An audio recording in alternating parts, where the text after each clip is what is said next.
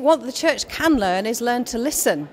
In other words, if this report stays on a shelf and gathers dust, then it's not been that much use. So I think the first thing that churches can do is read it, think about it, inwardly digest it, discuss it, and say, well, what does this mean for us where we are in our community, with our people, for them in their context? And so how can we use this to do church together so it releases people to be fruitful where God has called them to live and do and have their being? It's clear in the report there are challenges about how to talk about our faith with people who don't know Jesus, and also challenges about how we disagree inside the church. And I think they're both related. We need to find ways to have conversations with people where we're not agreeing. And that will be the case whether we're talking to people who don't know Jesus and don't agree with what we think about him or what we think about faith, and also people within the church who have different ideas. So I think a skill in growing in confidence to be able to explore issues together with anybody will be critical both for our church unity and also for our evangelism and mission.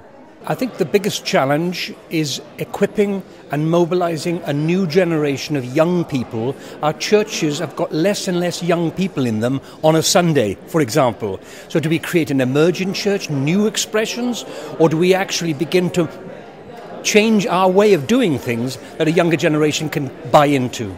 I think the challenging thing for me was the degree of uncertainty about what you would think of being evangelical strong points about people under 24, and I think that creates quite a challenge really for the church in terms of forming those values, forming those beliefs really.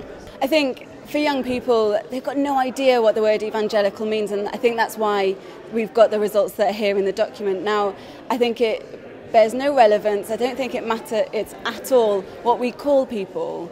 Whether we call them evangelical or not, I think it's about the way that we're living out our faith, how our faith is relevant. I think in the future, I wouldn't be upset if in 20 years we don't call anybody evangelical, there's a new word or there's a new something. I think it's about how we are acting it out and what we fundamentally believe rather than the label we've chosen to give people. Really focusing on the basics of what we believe and why we believe, and reinforcing that those are grounded and rooted in the Bible, and that is the basis of the teaching that we need to provide in churches.